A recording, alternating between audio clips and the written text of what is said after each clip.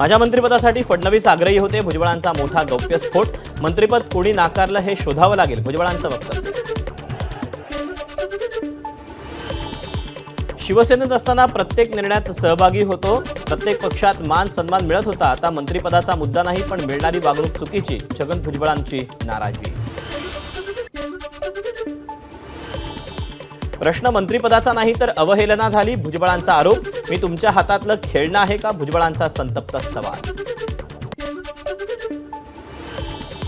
राष्ट्रवादीत फक्त अजित पवार, तटकरे आणि प्रफुल्ल पटेल हे तिघेच सगळं काही ठरवतात. मंत्रिपदाच्या निर्णयाबाबतही आम्हाला विश्वासात घेतलं नाही, छगन भुजबळांचा दावा. राष्ट्रवादी स्थापन करताना पवारांनी सगळं काही विचारलं, पवारांच्या भाषणाआधी भाषण व्हायचं, छगन भुजबळांची माहिती. आता 41 आमदार निवडून आल्यामुळे गरज वाटत नसेल, भुजबळांनी नाव न घेता अजित पवारांवर व्यक्त केली नाराजी. मंत्रिमंडळ विस्तारापेक्षा कोणाला मंत्रिमंडळातून वजा केलं त्याची चर्चा अधिक झाली, उद्धव ठाकरेंची सत्ताधाऱ्यांवर टोलेबाजी. पुण्यात समता परिषदेचं आंदोलन, छगन भुजबळांच्या समर्थनासाठी समता परिषदेचं. उपमुख्यमंत्री अजित पवारांच्या बारामतीतील निवासस्थानाबाहेर ओबीसींचं आंदोलन, छगन भुजबळांना मंत्रिमंडळात स्थान न दिल्यानं ओबीसी आक्रमण. जालन्याच्या अंबड शहरात ओबीसी संघटनांचं अजितदादांच्या फोटोला जोडे मारून आंदोलन, भुजबळांना मंत्रिमंडळात डावलल्यानं ओबीसी बांधवांची आक्रमक होऊन घोषणाबाजी. येवल्यात आमदार छगन भुजबळांच्या संपर्क कार्यालयासमोर दादा उत्तर द्या आशयाचे बॅनर, भुजबळांना मंत्रिपद नाकारल्यानं नाराज कार्यकर्त्यांकडून बॅनरबाजी. नाशिकमध्ये भुजबळांसाठी समर्थकांची बॅनरबाजी, साहेब आम्ही सदैव तुमच्या सोबत अशा आशयाचे बॅनर.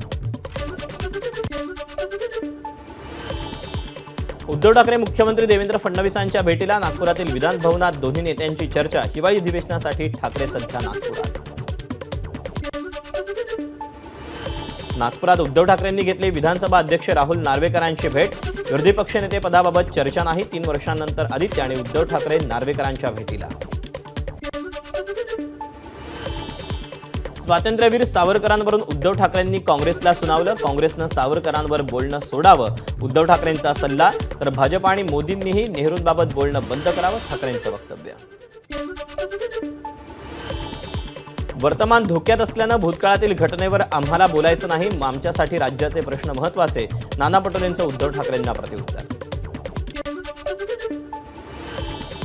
आम्ही निवडणूक जिंकू शकलो नाही, महायुतीचा विजय झाला, आता महाराष्ट्राच्या हिताची कामं होतील अशी अपेक्षा, उद्धव ठाकरेंचं वक्तव्य. फडणवीस शिंदेंना खोट्या गुन्ह्यात अडकवण्यासाठी पोलीस अधिकाऱ्यांच्या चर्चेची ऑडिओ क्लिप सभागृहात सादर, तत्कालीन उपायुक्त लक्ष्मीकांत पाटलांचं निलंबन आणि प्रकरणाच्या चौकशीसाठी एसआयटी स्थापन करा, प्रवीण दरेकरांची मागणी. शिंदे फडणवीसांना खोट्या गुन्ह्यात अडकवण्याचा कट, संबंधित प्रकरणाच्या चौकशीसाठी एसआयटीची घोषणा, गरज पडल्यास माजी पोलीस महासंचालक पांडेंचीही चौकशी करणार, मंत्री शंभूराज देसाईंची माहिती. मंत्रिपद न मिळाल्यानं नाराज सुधीर मुनगंटीवारांची रावसाहेब दानवेंनी घेतली भेट, पक्षाच्या विभागीय कार्यालयात दोघांमध्ये सुमारे अर्धा तास गप्पा. माजी मंत्री सुधीर मुनगंटीवार घेणार भाजपचे राष्ट्रीय अध्यक्ष जे.पी. नड्डांची भेट, 19 किंवा 20 तारखेला दिल्लीत भेट होण्याची शक्यता.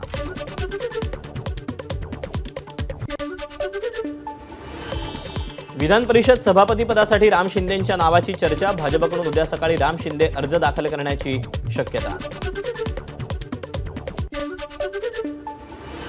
विधान परिषदेच्या सभापती पदाची निवडणूक 19 डिसेंबरला, 18 डिसेंबरला दुपारी 12 वाजेपर्यंत उमेदवारी अर्ज भरता येणार.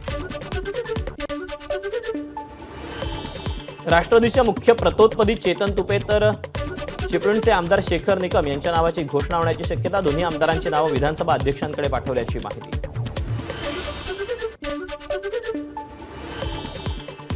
परभणी बीडच्या मुद्द्यावरून विधानसभेतून काँग्रेस आणि राष्ट्रवादी शरदचंद्र पवार पक्षाचा सभात्याग, सरकारवर सदोष मनुष्यवधाचा गुन्हा दाखल करावा अशी विरोधकांची मागणी. विरोधकांकडून बीड परभणीच्या घटनेवर स्थगन प्रस्ताव, नितीन राऊतांनी मांडला स्थगन प्रस्ताव, 101 अन्वये उद्या चर्चा घेणार, विधानसभा अध्यक्ष राहुल नार्वेकरांचं उत्तर. परभणी आणि बीडच्या मुद्द्यावरून विरोधकांचं विधिमंडळाच्या पायऱ्यांवर आंदोलन. परभणी असो की बीड, प्रशासनाला लागलेली भ्रष्टाचाराची कीड असा बॅनर झळकावून घोषणाबाजी. शिवसेना आमदारांचंही विधानसभेच्या पायऱ्यांवर आंदोलन. उद्धव ठाकरेंचं करायचं काय, पेन ड्राईव्हमध्ये दडलंय काय अशा घोषणा देऊन आंदोलन. महाविकास आघाडीचे नेते उद्या बीड आणि परभणीचा दौरा करणार. दोन्ही ठिकाणच्या घटनांचा नेते मंडळी आढावा घेणार. तर सभागृहातही उद्या बीड आणि परभणीच्या घटनेवर चर्चा होणार. एक देश एक निवडणूक विधेयक लोकसभेनं स्वीकारलं. विधेयकाच्या बाजूनं 269 सदस्यांचं मतदान तर 198 सदस्यांचा विरोध. लोकसभेच्या 367 खासदारांनी घेतला मतदानात भाग.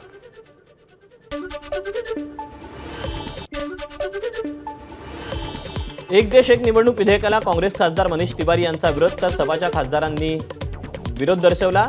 संघराज्य पद्धतीला धोका असल्याचा आरोप. जे देशाच्या हिताचं आहे तेच पंतप्रधान मोदी करणार. प्रत्येक गोष्टीला विरोध करण्याची विरोधकांना सवय. एक देश एक निवडणुकीबाबत खासदार श्रीकांत शिंदेंची प्रतिक्रिया.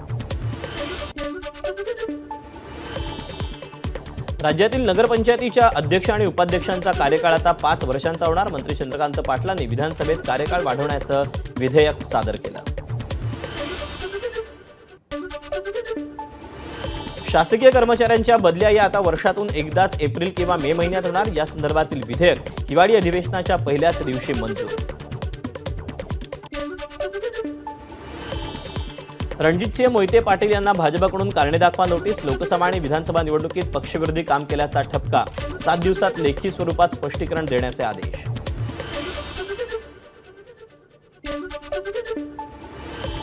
ठाकरेंच्या शिवसेनेच्या नेत्या सुषमा अंधारेंना नागपूर विमानतळावर जीवे मारण्याची धमकी. फेसबुक पोस्ट करून सुषमा अंधारेंनी दिली माहिती. आंबेडकर चळवळीचे ज्येष्ठ नेते विजय वाकोडे यांच्या पार्थिवाचं आमदार रोहित पवारांनी घेतलं दर्शन. हृदयविकाराच्या झटक्यानं काल वाकोडे यांचा मृत्यू झाला.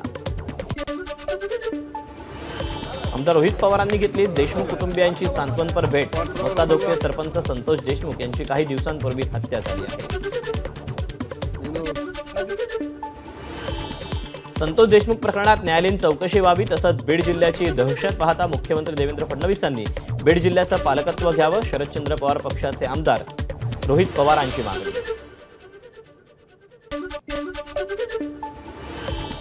बीडमधील सरपंच हत्या प्रकरणाची एसआयटी चौकशी व्हावी. आमदार सुरेश धस यांची मागणी. संतोष देशमुख यांची आर्थिक देवाणघेवाण नव्हती. धस यांचा धनंजय मुंडेंना टोला. सरपंच संतोष देशमुख हत्या प्रकरणी पोलीस अधिकारी राजेश पाटील, आरोपी सुदर्शन घुले आणि संतोष देशमुखांचे भाऊ केजमधील एका हॉटेलमध्ये भेटल्याचा व्हिडिओ समोर.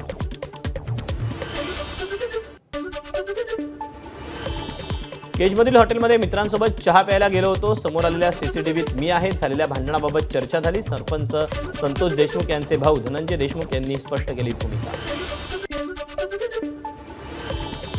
मराठा आरक्षणासाठी 25 जानेवारीपासून जरांगे पुन्हा उपोषण करणार. जरांगेंचं मराठा समाजाला उपोषणासाठी अंतरवाली सराटीत येण्याचं आवाहन. रत्नागिरीच्या पीर बाबा शेख दर्ग्यात राजकीय शपथ घेण्यास बंदी. ठाकरे गटाच्या पदाधिकाऱ्यांनी निष्ठा सिद्ध करण्यासाठी शपथ घेतली होती. त्यानंतर राजकीय स्वार्थासाठी देवाला वेटीस धरू नका. हातीस ग्रामस्थांचा नेत्यांना इशारा. बनावट मार्कशीट, लिव्हिंग सर्टिफिकेट देऊन शासनाची आणि मुंबईतील सोमय्या कॉलेजची फसवणूक. 49 अपात्र विद्यार्थ्यांना पात्र भासवल्याचं समोर आलं. या फसवणुकीत संस्थेतील जबाबदार पदाधिकारी असल्याची माहिती. मुंबईच्या डोंगरी परिसरातून 4,70,00,000 रुपयांचे ड्रग्ज जप्त. एकाला अटक. डोंगरी पोलिसांकडून अधिक तपास सुरू. मीरा भाईंदरमध्ये वाहतूक नियमांचं उल्लंघन. एक व्यक्ती उलट बसून स्कूटी चालवतानाचा व्हिडिओ व्हायरल. अधिक तपास सुरू. पुण्यात दुचाकीमध्ये सीएनजी भरत असताना गॅसचं नोझल उडालं. दुर्घटनेत पेट्रोल पंपावरील कर्मचाऱ्याचा डोळा निकामी. 3 हत्ती चौकातील A² सीएनजी पंपावरची घटना.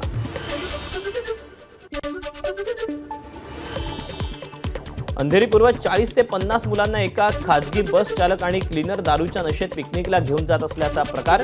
अंधेरी कुला रोडवर बस नागमोडी चालत असल्यानं वाहतूक पोलिसांनी बस थांबवल्यानं अनर्थ टळला.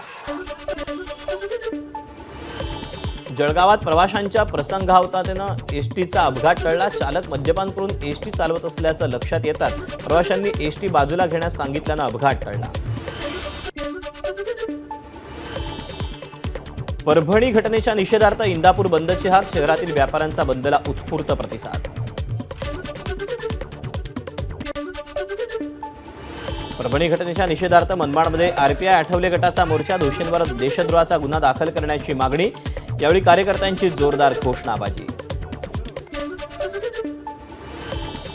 गोंदियात बहुजन समाज पार्टीची निदर्शनं, परभणी हिंसाचार प्रकरणातील आरोपी सोमनाथ सूर्यवंशीच्या मृत्यूला जबाबदार असलेल्या पोलीस कर्मचाऱ्यांवर गुन्हा दाखल करण्याची मागणी। विविध मागण्यांसाठी अमरावतीच्या जिल्हाधिकारी कार्यालयासमोर शेतकरी संघटनेचं धरणं आंदोलन। आंदोलकांनी कापूस सोयाबीन पेटवला, मागण्या मान्य न झाल्यास तीव्र आंदोलनाचा इशारा। नाशिकच्या विमा प्रतिनिधींना दिलं जाणारं कमिशन कमी केल्यानं LIC कार्यालयासमोर आंदोलन, ऑल इंडिया इन्शुरन्स संघटनेची निदर्शनं। रायगडमध्ये अल्पवयीन मुलीवर अत्याचार केल्यानंतर तरुणाकडून व्हिडिओ व्हायरल, अक्षय ऐनकर या तरुणाचा पोलिसांकडून शोध सुरू। धुळ्यात गेल्या वर्षभरात महिला आणि बालकांवरील अत्याचाराच्या तब्बल 54 घटना दाखल, गुन्ह्यातील पीडितांमध्ये सर्वाधिक 17 विद्यार्थिनी तर 21 मजुरी करणाऱ्या गृहिणी। गोंदियातल्या कवडीत कत्तलीसाठी नेण्यात येणाऱ्या 56 गोवंशांची पोलिसांकडून सुटका, गोंदियाच्या सालेकसा पोलिसांची कारवाई। रत्नागिरीत वाळू उपसा करताना कांदळवनाची कत्तल, कांदळवनाच्या तोडीवर बंदी असताना देखील होत असलेली तोड कुणाच्या परवानगीनं केली असा प्रश्न उपस्थित।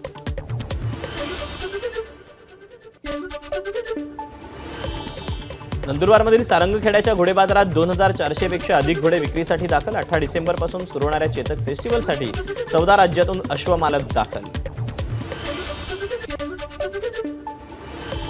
लोणार अभयारण्यातून जाणाऱ्या वाहनांमुळे प्राण्यांचे जीव धोक्यात, भरधाव वाहनांच्या धडकेत 2 हरिण, 1 नीलगाय तर अनेक पक्ष्यांचा मृत्यू। सिंधुदुर्गच्या दोडामार्ग तालुक्यातील तिरारी खोऱ्यात टस्कर हत्तींचं पुनरागमन, हत्तींकडून केळी, नारळ, सुपारीच्या बागांचं नुकसान। मध्य प्रदेशातील इंदूरला भिकारीमुक्त करण्यासाठी जिल्हाधिकाऱ्यांचा मोठा निर्णय, शहरात भिकाऱ्यांना पैसे देणाऱ्यांवर 1 जानेवारीपासून गुन्हे दाखल केले जाणार। उत्तराखंडमध्ये पर्यटनासाठी जाणाऱ्यांसाठी आनंदाची बातमी, गढवाल मंडळ विकास विभागाच्या सर्व हॉटेल्सवर पर्यटकांना मिळणार 25% सूट, मुख्यमंत्री पुष्कर सिंग धामी यांची घोषणा। मशिदीच्या वादावरून दंगलग्रस्त झालेल्या संभलमध्ये सापडलं अजून एक मंदिर, राधाकृष्णाचं हे मंदिर 1982 मध्ये सैनी समाजानं बांधलं होतं। मंदिरात राधाकृष्ण आणि हनुमानाची मूर्ती।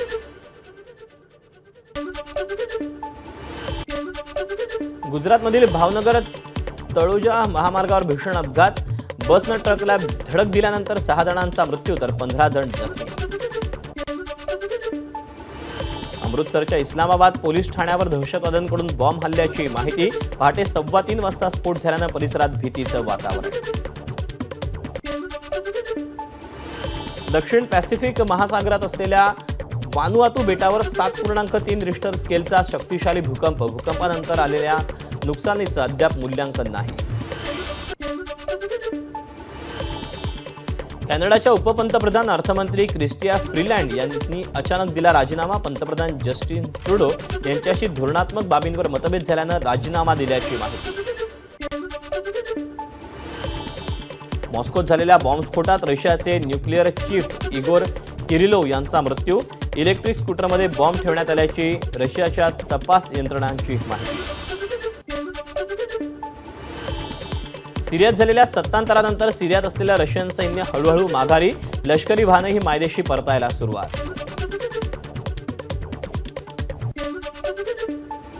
सिरियात तैनात असलेले 900 अमेरिकी सैनिक हटवण्याचे डोनाल्ड ट्रम्प यांचे संकेत, सिरियात परिस्थिती बदलत असल्यानं ट्रम्प यांचे संकेत। रशिया युक्रेन युद्ध थांबवण्यासाठी अमेरिकेकडून प्रयत्न, पुतिन यांनी युक्रेनसोबत लवकरात लवकर शांतता करार करावा, अमेरिकेचं आवाहन। जाफा शहरातील इस्रायली लष्करी तळावर हायपरसॉनिक बॅलिस्टिक क्षेपणास्त्र हल्ला,